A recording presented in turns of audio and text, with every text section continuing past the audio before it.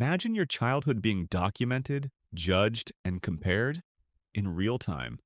Not occasionally, constantly. Photos, stories, likes, comments, screenshots, reposts. You didn't just grow up, you were observed growing up.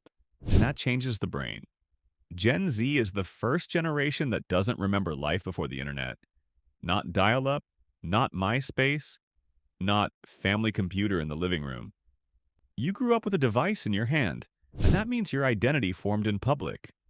Previous generations made mistakes quietly. You made mistakes digitally, and the digital world doesn't forget. That alone creates psychological pressure. Because when you grow up being watched, you learn to perform early. You learn how you look, how you sound, how you're perceived, how many likes something gets, how fast someone replies. That awareness becomes automatic. You don't even think about it anymore, you just adjust. Gen Z didn't become anxious randomly. You were raised in comparison culture. Every milestone, every vacation, every glow up, every success, it's all visible. And when everything is visible, your brain starts scanning constantly. Am I behind? Am I attractive enough? Am I interesting enough? Am I successful enough? That's not insecurity, that's environmental conditioning. Your nervous system adapted to constant evaluation. And here's something most older generations don't fully grasp. You didn't get addicted to your phone. Your social life lives inside it. Your friendships, your group chats, your humor, your identity, your culture. Disconnecting isn't just turning off a screen. It feels like leaving the room.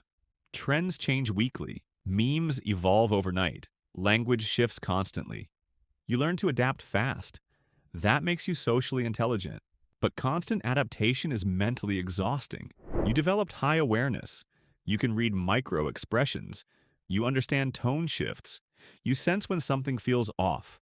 But hyper-awareness often comes with anxiety because your brain is always scanning for feedback.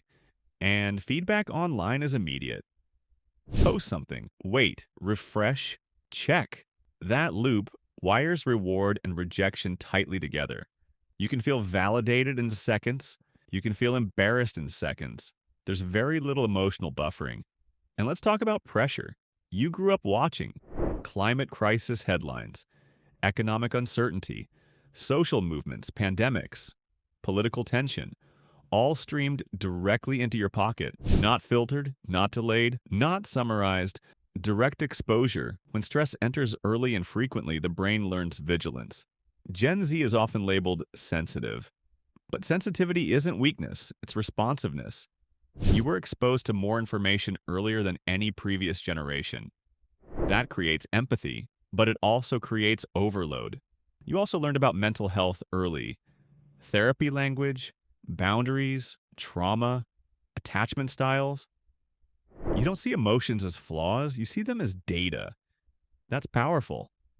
But self-awareness without stability can feel overwhelming. You know when you're anxious. You just don't always know how to stop it.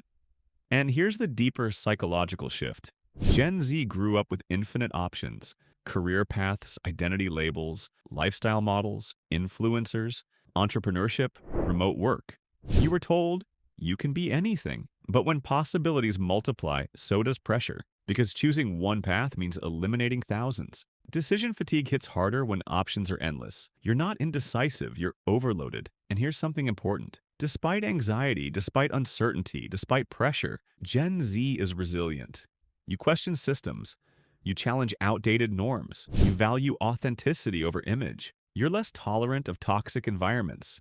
You don't accept that's just how it is. You ask why. That's not rebellion. That's awareness. Growing up online shaped you. It made you faster, more informed, more socially fluent, but it also made you hyper-aware, hyper-visible, hyper-connected, and hyper-connection without rest leads to mental fatigue. So if you feel overwhelmed sometimes, if you feel like your brain never fully shuts off, if you feel pressure to keep up even when you're tired, that's not because you're weak. You grew up in a high stimulation environment. And high stimulation rewires stress response. Now I'm curious, if you're Gen Z, what feels most exhausting? Comparison? Future uncertainty? Constant connectivity? Pressure to define yourself early? Let me know. Because this generation isn't fragile, it's processing more information than any generation before it.